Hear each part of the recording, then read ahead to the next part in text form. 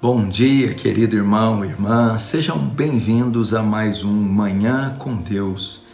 Eu quero falar essa manhã com você um pouco sobre maturidade espiritual ou como crescer espiritualmente, como crescer na graça do Senhor Jesus Cristo.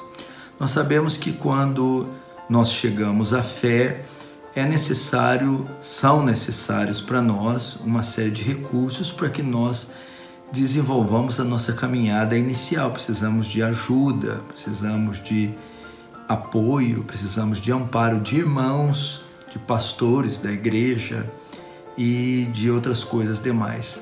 Entretanto, dado o tempo, o Senhor requer de nós que nós amadurecemos e possamos caminhar um pouco sozinhos. O que acontece é que há muitos cristãos dependentes de homens, dependentes de fatores externos, caindo em pecados pequenos ou que não sabem lidar com a menor das tribulações. Se deparam com tentações e caem, com tribulações e surtam ou se espanam. Vivemos em um tempo onde os crentes, muitos deles não sabem lidar com coisas naturais ou com situações corriqueiras da fé cristã. Uma crise familiar, ou com filhos, ou conjugal, uma enfermidade, ou quando são vítimas de algum assalto, de alguma situação qualquer. Quando estão diante de um desafio, muitos não sabem resolver, não sabem lidar, não sabem suportar, não sabem resistir, não sabem confrontar, compreender, discernir. É por essa razão que existem hoje essas mega igrejas abarrotadas com dezenas, centenas, milhares e até centenas de milhares de cristãos. O que acontece é que muitos desses cristãos não são maduros na fé, não cresceram, não têm independência espiritual. E por que não fazem isso? Eles são dependentes do conhecimento de outros, da fé de outros, do apoio de outros, do discernimento de outros, do recurso de outros, uma vez que ele mesmo já teria capacidade e condição de ter os seus próprios recursos. E como fazemos então para criar essa independência, esse crescimento, esse amadurecimento? A grande verdade é que tudo isso é muito simples. Existe em teologia o que chamamos meios da graça. São os meios onde o cristão desenvolve a sua espiritualidade, cresce em santificação. Nós vivemos esse ananismo espiritual na igreja brasileira, nós vivemos essa dependência e essa anemia espiritual simplesmente porque não há um investimento pessoal no seu próprio crescimento. Eles não fazem uso desses meios da graça, desses recursos que são tão simples que parece até tolice pontuar cada um deles aqui. Mas é exatamente isso que está acontecendo. Há um analfabetismo bíblico muito grande na igreja brasileira. Os cristãos não leem a Bíblia, quando leem não sabem ler, não oram, quando oram não sabem orar, não jejuam, não são assíduos frequentadores dos cultos, não investem em uma biblioteca cristã em seus lares, não caminham com cristãos mais piedosos, não estão sujeitos a um discipulado pessoal e à disciplina da igreja. São todos esses fatores que trazem crescimento. Você que me ouve, eu tenho certeza que faz parte desse contingente, mas chegou a hora de você crescer. Que meios da graça são esses? Primeiro, será que você vai ser sempre dependente apenas da leitura pública da Bíblia? Sempre dependente da pregação do seu pastor?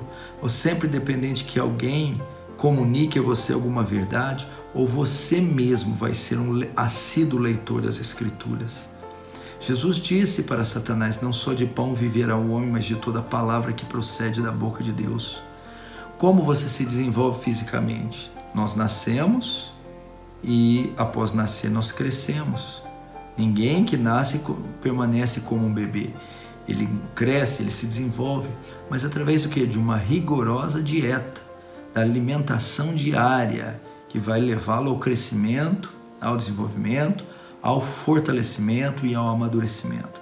Jesus compara a leitura, o estudo, a meditação das Escrituras ao alimento espiritual.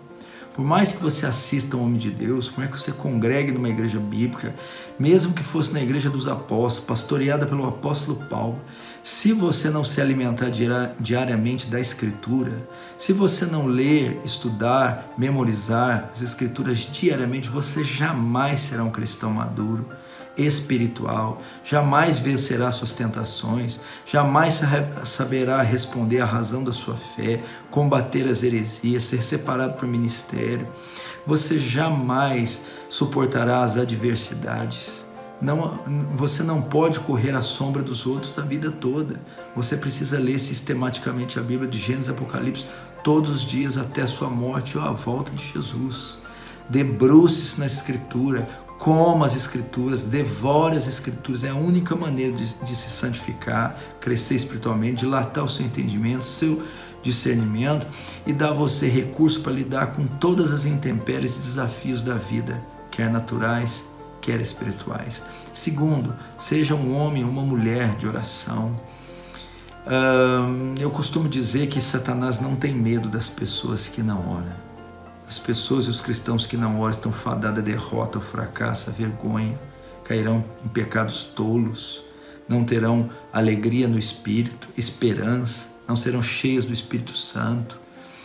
Pessoas assim não terão portas abertas, não vencerão as batalhas espirituais que travar, vão continuar sendo anões espirituais, pessoas sofríveis, ignorantes, pessoas que se envolvem em contendas, que têm os tentáculos da sua personalidade, do velho homem, todos grandes, extensos e atuando. Sempre vai envergonhar o reino de Deus. Aprenda a dobrar seus joelhos. Aprenda a gastar tempo, e muito tempo, com Deus a sós, em oração secreta e particular. Procure o local da sua casa, em outro ambiente específico, que você esteja a sós, sem o celular, sem a família, sem entretenimento, e vá diante do trono da graça, importune o Senhor, ore 10 minutos, 20, 30, vai se exercitando como um músculo, que à medida que as semanas passam, você aumenta a carga, o número de repetições. Aumente o tempo até você orar 1 hora pelo menos por dia, intercedendo, adorando, agradecendo, confessando seus pecados, pedindo o enchimento do Espírito Santo, a conversão de almas, para iluminar o seu entendimento, para abrir as portas que você necessita, para que através delas abertas o reino de Deus avance. Nós vivemos uma geração mimada, uma geração que vive um evangelho indolor, que não quer sofrer, que quer tudo mastigado, tudo fast food. Isso não mudou, esses princípios não mudaram desde os tempos de Abraão, de Moisés, de Davi, de Paulo. A oração é essencial ao crente. A oração requer esforço, dor, disciplina, sacrifício. E crentes que não se sacrificam em oração, como eu disse, continuarão sendo pigmeus espirituais, se envolverão em escândalos, viverão sempre à margem, à sombra de outras pessoas, serão sempre crentes pífios, fracos, sem expressão, passarão nessa terra, mais dando problemas do que protagonizando feitos heróicos para o Senhor. Terceiro, frequente os cultos públicos, frequente o culto da sua igreja. Você não pode ir na igreja uma vez a cada 15 dias, uma vez por mês. Você precisa estar presente na comunhão pública para ouvir a exposição da palavra, para cantar e adorar em comunidade, para participar das ordenanças, batismo e santa ceia, a escola dominical. Você precisa se envolver nas atividades do corpo de Cristo. Lá é onde você se santifica, onde você cresce, onde você conhece as realidades uns dos outros. Aprende com os testemunhos dos irmãos. Não deixe de congregar, como está em Hebreus capítulo 10, verso 25. É na igreja, o Senhor assiste quando a assembleia do povo se reúne, quando a comunidade dos remidos se reúne para adoração pública. Você é edificado pelo sermão, você é quebrantado pelo louvor, você é santificado pela comunhão com os irmãos, você troca experiências, você aprende sobre a disciplina bíblica, você é pastoreado, é confrontado, é consolado. Quarta, existem tantas outras, mas eu vou ficar nessas 4 que o tempo está passando. Tenha comunhão com irmãos piedosos. O que ocorre na igreja hoje é que ou as pessoas são muito individualistas, egoístas ou solitárias, ou têm comunhão com pessoas carnais que nada podem acrescentar. Ou seja, tem amizade, crie vínculos, laços, intimidade, alianças com irmãos mais piedosos que você, irmãos que têm a palavra de Deus na sua boca, que têm um bom testemunho, que são convertidos genuinamente, irmãos que possam acrescentar algo à sua fé, que possa consolar você nas suas adversidades, repreender você quando você erra, erguer quando você está caído, que pode te acolher no momento difícil da sua vida, que pode compartilhar testemunhos que edificarão você. São essas formas que você conseguirá crescer espiritualmente e cortar o cordão umbilical e deixar de ser um menino na fé. E assim você vai evitar trabalho e problemas para a sua igreja local, para o seu pastor, e pelo contrário, você será um braço direito para ajudá-los.